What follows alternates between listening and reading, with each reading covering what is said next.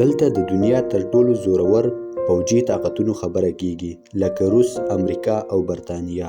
دا درې واړه ملکونه نه یوازې په پوځ کې بلکې اقتصادي او ټکنالوژۍ کې هم د دنیا نه څو قدمه مخې ته دي. خو بیا هم دا دومره طاقتور ملکونه ولې افغانستان غوندې یو کمزوري او واړه ملک نشي قابو کولی؟ افغانستان کې داسې کوم راز دی چې د نړۍ طاقتونه مجبور کیږي چې بیرته شاته تښتي؟ او دا دومره خواره او بنده ځمکه کې د روس، امریکې او برتانیې دومره دلچسپي ولې ده؟ کتونکو د پښتو ډاکومنټري چینل ته یو پیر بیا هرکلی. افغانستان ډیر زیات وخت د پردیو طاقتونو سره په جنګونو کې تیر کړی.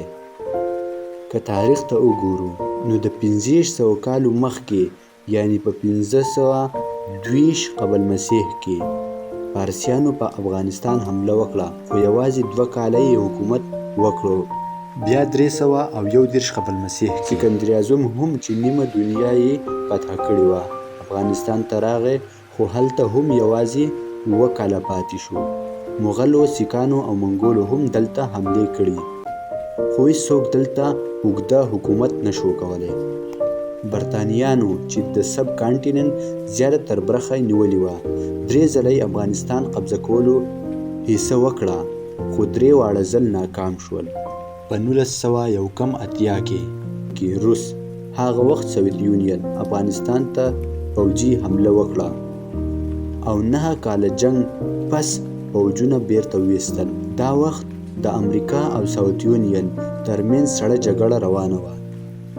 نو افغانستان کې د ماتې نه پس د سوویت یونین نړیوال عزت ډیر خراب شو. بیا 2001 کې امریکا افغانستان ته حمله وکړه. یوازې امریکا نه وه، بلکې نیټو اتحاد چې پکې برتانیا، جرمني، فرانس، کینیډا، ایټلی، ډنمارک او پولینډ شامل وو. ټول افغانستان ته راغلل، خو افغانستان طالبان یوازې د دوی مقابلې ته ودرېدل. دا جنگ 20 کاله روانه وه، خو امریکا ته هیڅ لویه کامیابي نصیب نشوه او اخیر په 2021 کې امریکا مجبوره شوه چې د طالبانو سره معاهده وکړي او پوځونه وباسي. یو اندازې سره امریکا د 20 کاله یوازې د افغانستان 15% برخه کنټرول کوله. دا خو دومره واړه ملک دی چې د فرانس نه لږ غټ او د امریکا د کیلیفورنیا نه کم آباد دي، خو بیا هم دومره طاقتور ملکونه ته ماتې ورکوي. د دې تر ټولو لویه وجه د افغانستان جغرافیه ده. دا ملک بې شمېره قبیلو باندې مشتمل دی، لکه پښتانه، تاجک او نور. افغانستان کې یو مهم سرحد ډیورډ لاین دی چې د برتانیانو لخوا 120 کاله وړاندې جوړ شوی. دا سرحد د پښتنو لپاره هیڅ ارزښت نه لري، ځکه ډیر پښتانه د دې نه دې غاړې پاکستان کې اوسېږي. د دې سرحد دواړو خواو ته پښتانه کورنۍ ویشلې دي.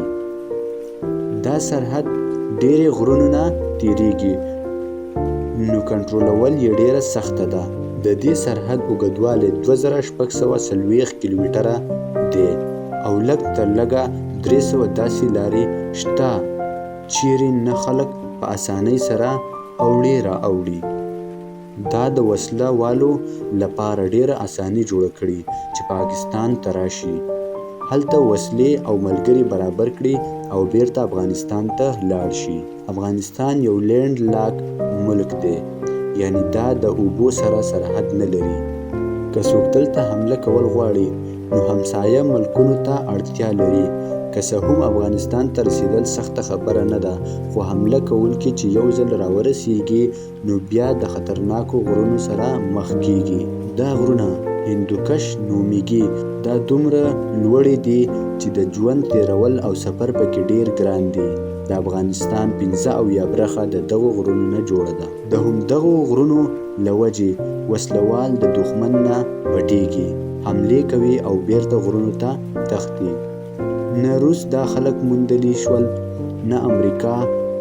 د بیلګې په توګه کله چې روسانو کوست ښار کې یو پوځي بیس جوړ کړ، نو وسلوالو د شاوخوا غرونو نه راښکته شول او دغه بیس یې محاصره کړل.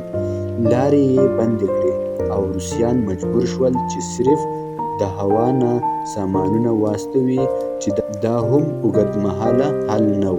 د امریکا لپاره هم دا غرونه لوی سرخوږي وو. دوی خپل سامانونه د پاکستان د خیبر پاس له لارې افغانستان ته لیږل، خو وسلوال د خیبر پاس په غرونو کې ناسته وه او د سامانونو ټرکونو باندې بریدونه کول. ان تر دې چې په 2009 کې وسلوالو د خیبر پاس یو مهمه لاره تباه کړه.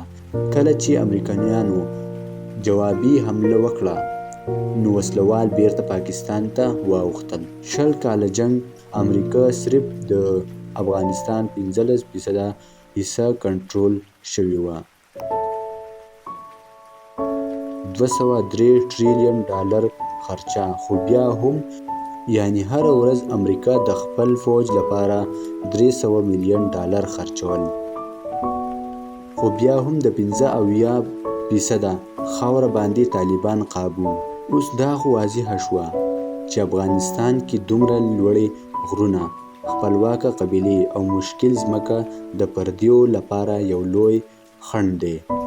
خو بیا هم سوال دا دی چې ولې دومره طاقتونه افغانستان قبضه کول غواړي؟ جواب دا دی چې افغانستان د اشیا زړه دی، یعنی د منځنۍ اشیا، جنوبي اشیا او منځني ختیځ ترمنځ د رابطې مهمه نقطه ده.